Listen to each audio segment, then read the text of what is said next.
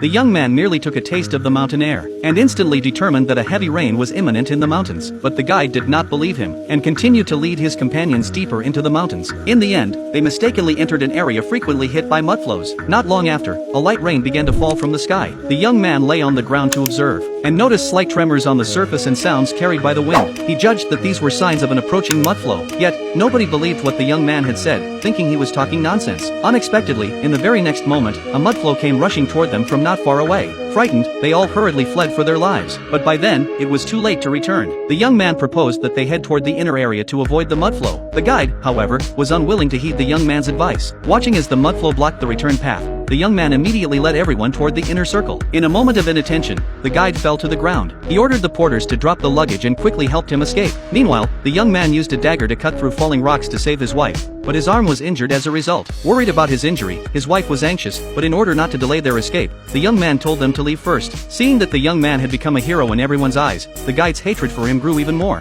Fortunately, everyone managed to escape the mudflow and reached a safe spot where they could camp. However, all their luggage had been discarded. At this point, the guide began to blame the porters and demanded that he return to retrieve the luggage. When the porters were forced to prepare to return, the young man discovered that the porters had sustained a serious arm injury. A female doctor examined him and found that he must have been struck by falling debris. Due to the extensive wound and heavy bleeding, he needed immediate bandaging, but all the medical supplies had been abandoned with the mudflow. Just as everyone was in a state of panic, the young man suddenly said he had a way to save the porter's life. The guide, upon hearing this, believed the young man was boasting. Even if the young man could predict the weather conditions, without any medical equipment, it was impossible to treat the porter properly. Seeing the dagger on the young man, the guide guessed that he intended to cut off the porter's arm to save his life. The doctor thought this might be a life-saving measure as well. The porter was extremely worried when he heard this, as he needed his arm to earn a living transporting goods to support his daughter's education. Therefore, he absolutely could not afford to lose his arm. The young man reassured him, saying there was no need to amputate. Then the young man ran nearby and gathered several wild herbs, which were natural hemostatic agents. The doctor originally wanted to refuse the use of unfamiliar wild herbs, but the emergency situation did not allow any delay. The young man immediately chewed the herbs and applied them to the porter's injured arm, hoping to stop the bleeding. Unexpectedly, the porter fainted from extreme pain. Seeing this, the guy gloated and accused the young man of having doomed the porter. The wife's younger brother even advised her to divorce the young man. At that moment, his wife also began to blame the young man. Soon, however, the doctor discovered that the porter still had vital signs. Before long, the bleeding from the porter's wound stopped. The young man explained that these herbs had historically been used as ingredients in hemostatic medicines. The doctor, upon hearing this, was deeply impressed by the young man's extensive knowledge. His wife also realized that she had known far too little about her husband before. After treating the porter successfully, they then faced the challenge of how to escape their predicament. The guide planned to arrange for everyone to first find a water source, but was halted by the young man. The young man stated that wild animals were roaming everywhere, and if they walked around recklessly, they would encounter danger. Upon hearing this, everyone was terrified and asked the young man to give them ideas. The young man suggested that they should first build a shelter. He then instructed the doctor to stay behind and care for the porter, while the others split up to search for wood and wild mushrooms. The guide, seeing that everyone was following the young man's instructions, became very angry and his hatred for the young man increased further. Just as the young man was busy chopping branches, his wife suddenly appeared.